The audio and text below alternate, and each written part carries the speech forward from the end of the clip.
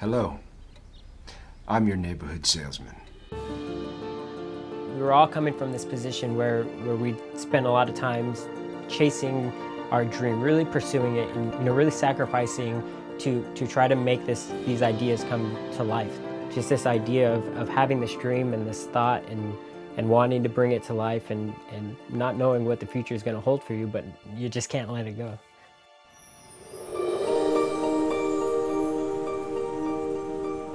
I happened to visit Joel, one of our members, and he sat me down and he said, "Hey, listen, I want to show you the song that I wrote." I was writing a song called "You Star Salesman," which was really about this concept of a salesman who sold used wishes and shooting stars. It was really kind of like a con artist. Out of this came this really amazing character of this guy who sells shooting stars. So I wrote this screenplay, and it was called the Shooting Star Salesman.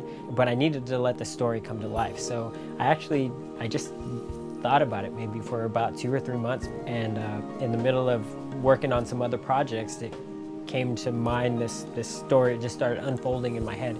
The Shooting Star Salesman is a film that's about hope and belief. It follows the story of a salesman who's this mythical character who's been around for centuries, who goes door to door selling shooting stars, which in reality he's selling people wishes, the chance of a lifetime.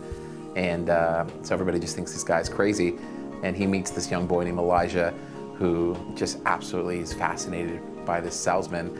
And it's the story of this bond that is formed between the two of them and what is possible when someone believes. There was a lot of digging that needed to happen in order for us to really believe that there could be this character out there who goes door to door selling shooting stars. Hi. Who are you? I'm your neighborhood salesman. I'm here to offer you your very own shooting star. I remember the very first time when they came to me with the project. Look what we have, this little gem of a story about a salesman who sells hope and shooting stars.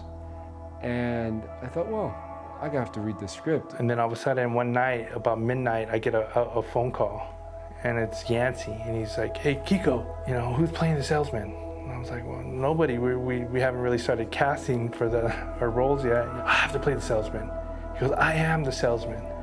He took a week to prepare. He did his homework. He called me throughout the week. Had asked certain questions, and I went to his house, and he did a reading for me. And literally, he transformed himself into the salesman. From the first time that he started reading his lines to me, I was like, wow, like he is the salesman. He completely took on this role and breathed such beautiful life into it in a way that I think none of us really imagined it. You read something on paper and you have your own vision of what it will be, but seeing him become the real salesman was incredible. He really took it and embraced it. He carried around the hat with him for some time before we even got on set and started shooting.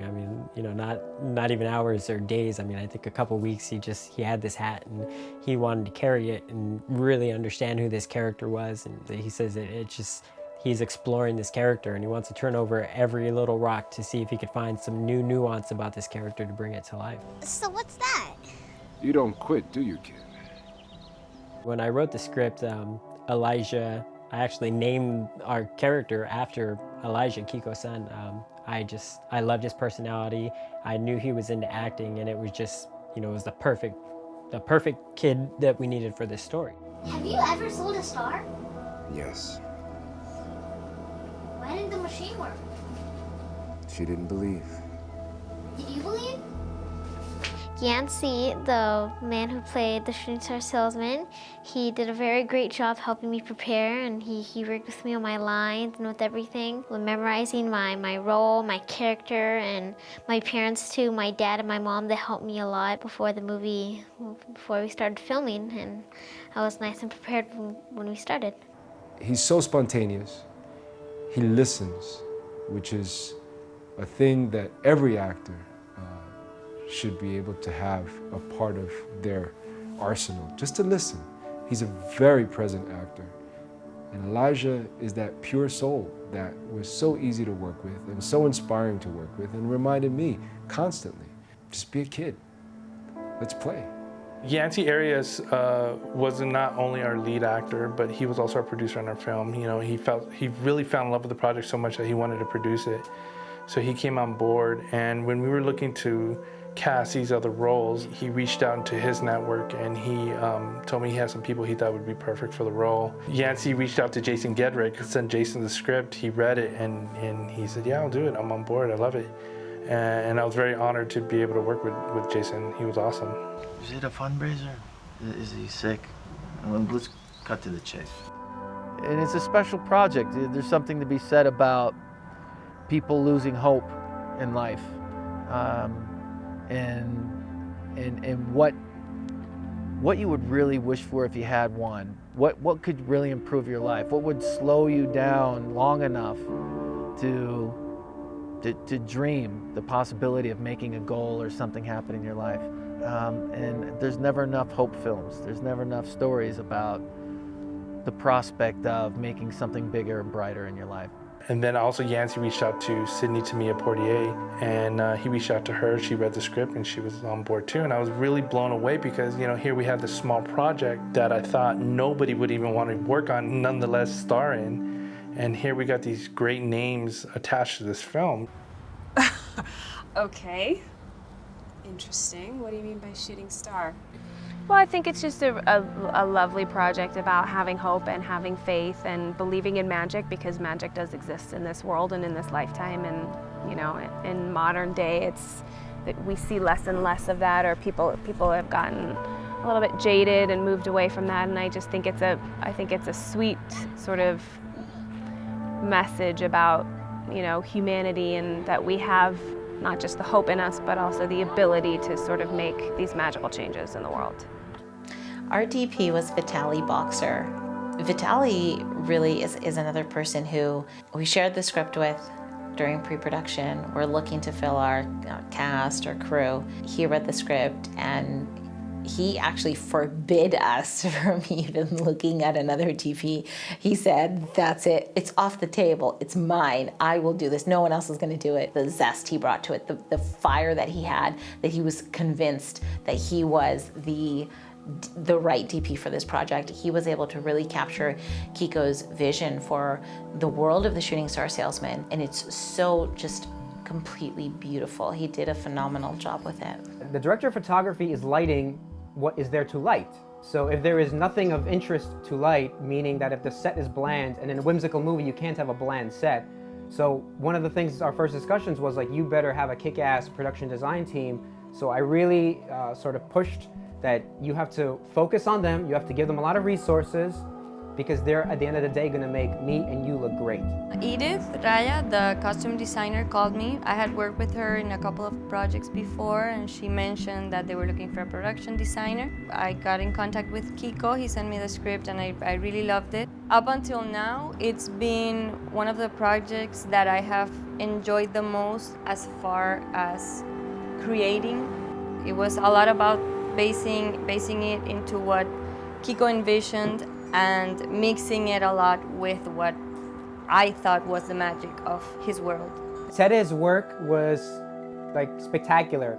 You have to understand that it's just spectacular, just even looking at it at any budget, but to know what she did when I was there from almost nothing is ridiculous. Like, the world is a different world. It looks amazing. So I really am proud of the film, the way I shot it, but the reason I feel like it looks good is because she was there to make it look good, that she was there sort of saving me at every moment by giving me something to light and something to make something beautiful. And she really made that happen through her art direction and art design, and I'm sure when you watch it, you'll agree.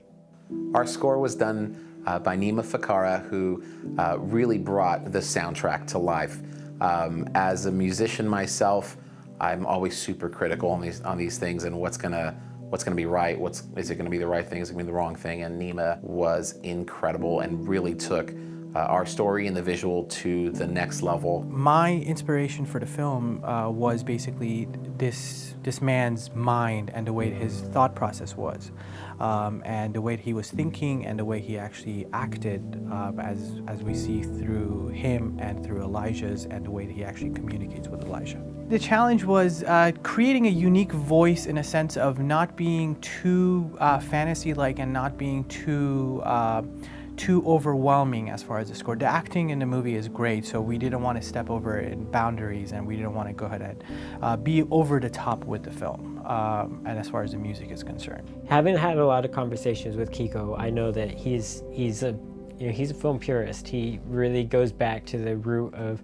when film, it seemed like at times, was at its most exciting times. He loves classic, magical, storytelling in creative ways. So I think that met and married very well with the Shooting Star Salesman.